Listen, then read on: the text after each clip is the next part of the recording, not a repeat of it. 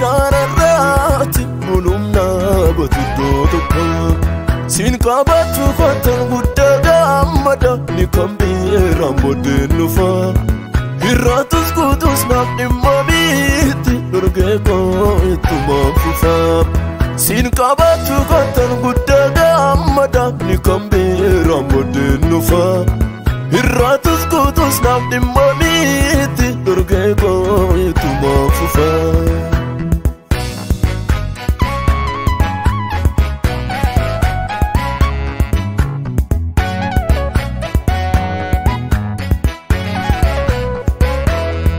namni akka koti kakate saba ijores tebediga kan akka keti tasan argine yesus ko sikasita yadni kenam yada garumati kanap chete setabe koda ko arka kerati gate sinoche tatebe imeswa madama kakoti nagargari goftaka amalina makkararati mulumna batudotoko sin qabatu fatan gudda gammada ni kambira modenufa irratus kutus naqimma biti durgeko ituma fufa sin qabatu fatan gudda gammada ni kambira modenufa irratus kutus naqimma biti durgeko ituma fufa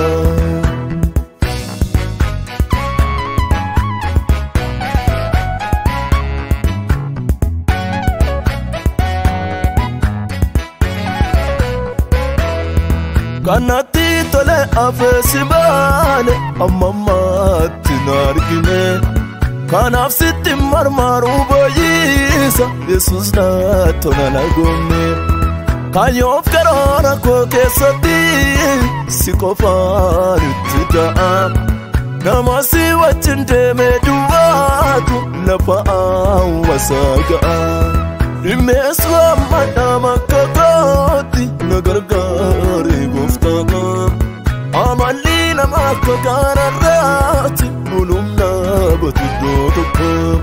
sin qabatu fatan gudda gammada ni kambira modenufa irratus kutus naqimma biti durgeko ituma fufa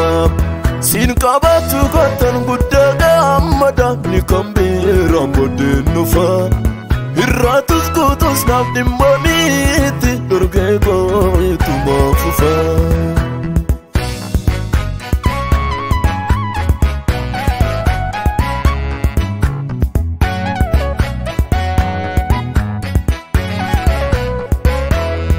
dandin kale sarra darbe dufe danuda midamisa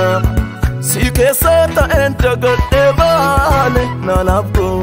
damisa sam gadisani bokonna fi abdade kurensa nabesine sif sabuda takana mamiti oda kon balesine kenarratti baayyata baayyee Chabako arka ketan paye kenna birar ka koran kabu galani ko asiya kabu kenarratti baayyata baaye chabako arka ketan paye kenna birar ka koran kabu galani ko asiya kabu